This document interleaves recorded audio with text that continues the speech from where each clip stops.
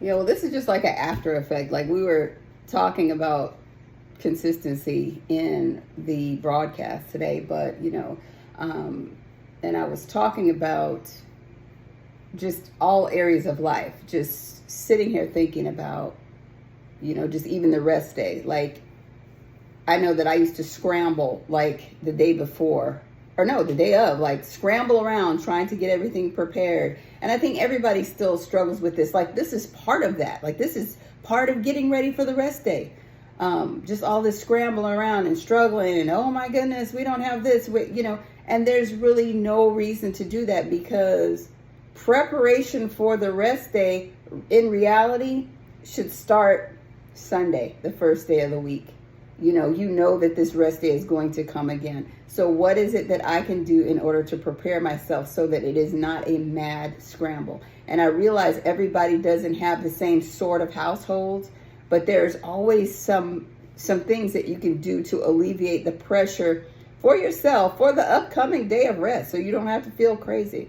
And my example was like a couple weeks back. Like most people do not cook on the rest day, but we make beans in the crock pot, some sort of beans, whether it be chickpeas or adzuki beans, or like today we had black eyed peas, which is different, or lentils.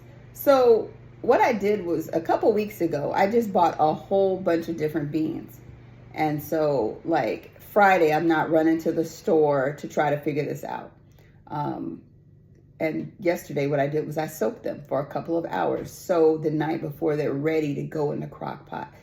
Because we do 6 to 6. What I was doing was getting up early and just putting like lentils on because they're done by lunchtime. But no, like you can have these things prepared in a much better way so that it's not a mad scramble, but it's consistency. Consistency will help you. Another thing that I recognized was, before we had taught my granddaughter the Lord's Prayer, which is what, Yah's prayer. And you can hear that during the broadcast. You can hear her, saying it. But we've had many changes in the last few months, so I was not going over it with her when we pray at night, when we read stories and all that. So I was like very disheartened to hear her say this prayer. And she's like making up and mumbling. I mean, because she knows that there's supposed to be words there, but she does not remember it. Whose fault is that? It's my fault for being inconsistent. So what am I doing in my consistency? Well, I'm reverting back to saying it with her so that she can recall it, have it come back into her remembrance. And then even when we upload and record it again, she will have clarity of words and clarity of mind, because she'll even have a better understanding of when it was being recorded before, So stay tuned for that, because that is something that I'm holding myself accountable to. And that is making sure that she knows that prayer. She understands it now, being at 5.5 versus when she did it before she was 3.